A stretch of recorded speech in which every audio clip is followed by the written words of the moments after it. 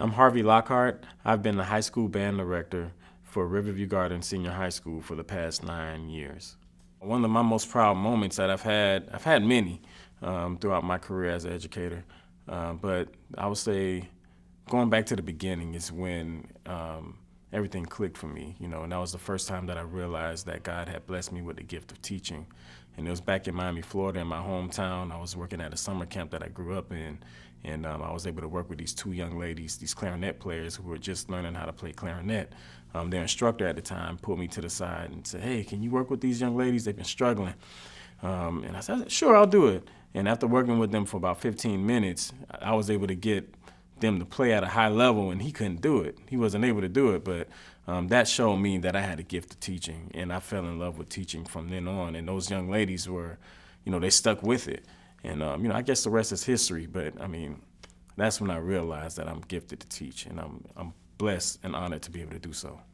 Well, like every teacher, I have a lot of significant challenges, especially in urban education. For me, the biggest one is that I have to start my students from scratch every school year, just because my school district, we have a high transient population due to their poverty level. But I don't use that as an excuse. I choose to focus my energies on building fundamentals, teaching concepts that will give my students the opportunity to be as successful as possible, and I give them the opportunity to perform as much as possible. So I spend a lot of time working on scales, chords, different patterns, and I do that more than I practice songs at the beginning of the school year. So toward the end of the school, later on in the school year, we're able to, we have our fundamentals down, and then we're able to really perform and work on those other concepts. But those fundamentals help me to get my students to play at the higher level. I don't think I do anything that is quite unique.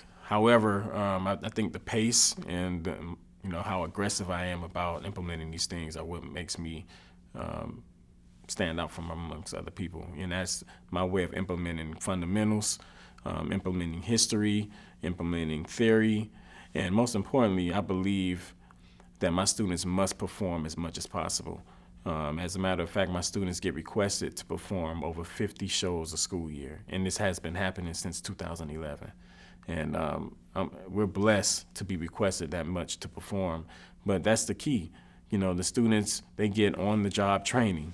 They work on the concepts that I teach in class, and then 3 to 4 times a month, they're able to apply those concepts that they've learned in the classroom, and you can't beat that.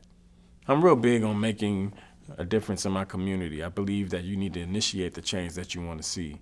In fact, back in 2014, I started a program in partnership with the Sheldon Concert Hall here in St. Louis, Missouri.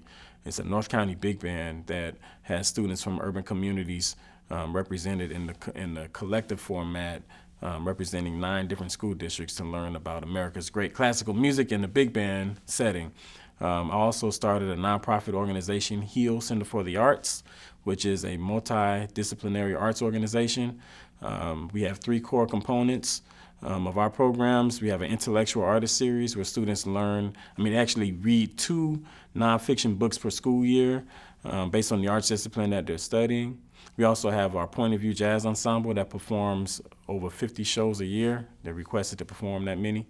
And then we also have we provide private group lessons to students of urban communities, instrumental and vocal music lessons. And these are, just some small ways we're able to make a huge difference in our communities.